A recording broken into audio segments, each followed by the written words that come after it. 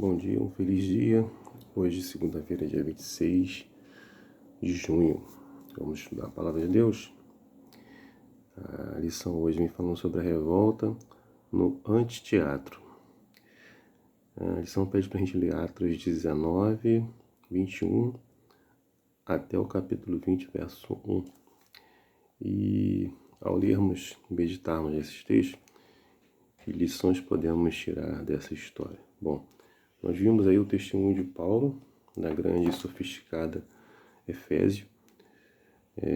Foi tão eficaz que impactou aí um importante motor econômico da cidade, o turismo focado no grande templo de Diana. O templo era uma magnífica estrutura composta aí parcialmente de 127 pilares, cada um com 20 metros de altura, feitos de mármore e de paros. Um mármore branco com puro, muito valorizado para esculturas. 36 desses pilares foram esculpidos e revestidos de ouro, conferindo aí ao templo uma reputação como uma das 7 maravilhas do mundo antigo. Com receio de que a retórica anti-idólatra,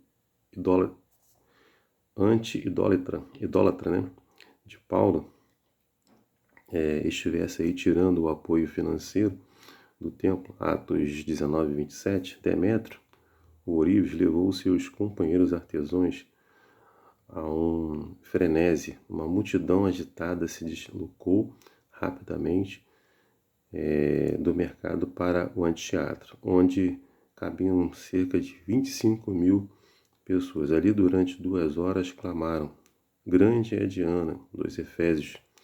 Está lá em Atos 19, verso 34. Depois que a multidão foi dispersada pelo escrivão da cidade, Paulo se reuniu com os crentes e deixou Efésio. Depois a lição pede para a gente ler Atos 20, 17 a 38, né? Nessa terceira viagem missionária de Paulo, Paulo se encontrou aí com os anciões de Efésio, o que preocupava o apóstolo. Bom, nós vimos aí que a própria palavra responde isso.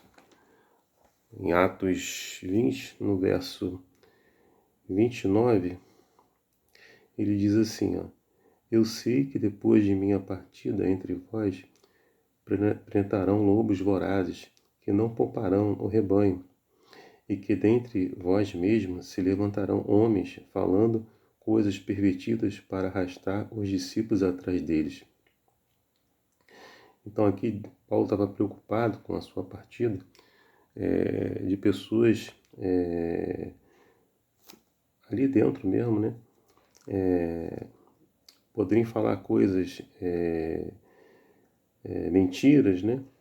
Coisas pervertidas, né? Que viessem arrastar os próprios discípulos, né? Atrás deles. Essa era a preocupação de Paulo. Aí ele pede lá para os presbíteros, para quem eles estavam falando, para que eles... Aí ele continua no verso 31, portanto, vigiai. Ele pede para que eles vigiai, lembrando vós que por 3 anos, que Paulo teve 3 anos lá, noite e dia, não cessei de admoestar com lágrimas a cada um.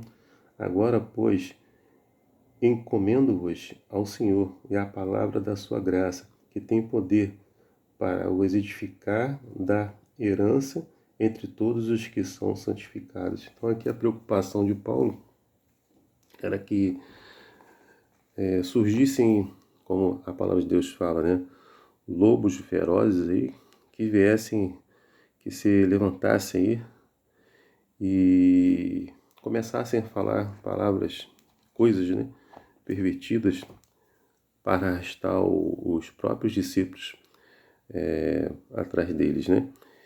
E Paulo aí pede para que esses presbíteros, né, que a gente estava falando ali, os anciões, que eles vigiassem, né, meditassem, né, e para que eles não fossem aí seduzidos, né, para essas pessoas que estavam falando aí coisas pervertidas. Essa era a preocupação de Paulo, que Paulo efetivamente falou aí para os anciões de Efésio.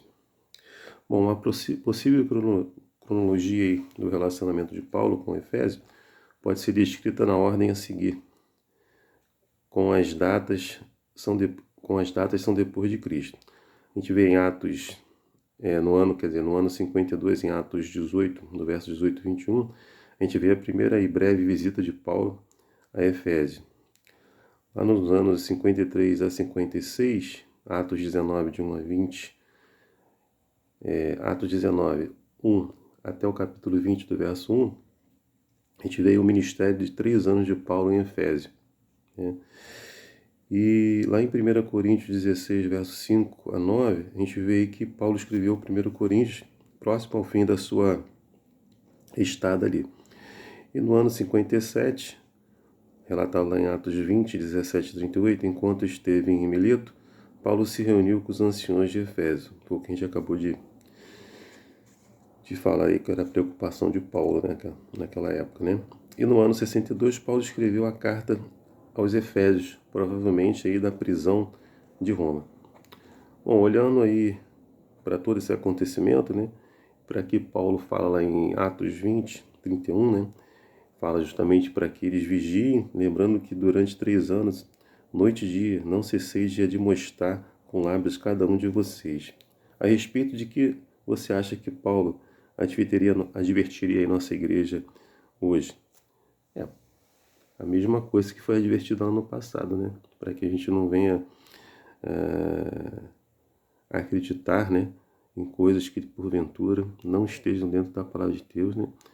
E essas pessoas que queiram falar isso, que não arrastem, né, a cada um de nós, que nós possamos estar focados em Cristo Jesus, né?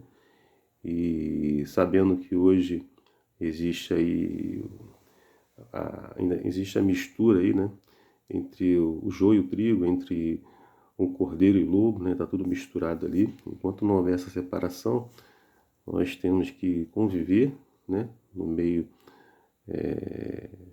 que não sabemos quem é o joio, quem é o trigo, quem é o lobo, quem é o cordeiro. Então nós temos que conviver nesse meio, mas sabendo que temos que estar sempre focados na palavra de Deus, para que a gente não venha ser levado, né, por coisas que as pessoas venham a fazer, né, que venham a perverter, né, e nos arrastar para as coisas que não são verdadeiras, né. Que Deus abençoe a sua segunda-feira, que você tenha uma segunda-feira abençoada, você e sua família, meu desejo e minha oração. Amém.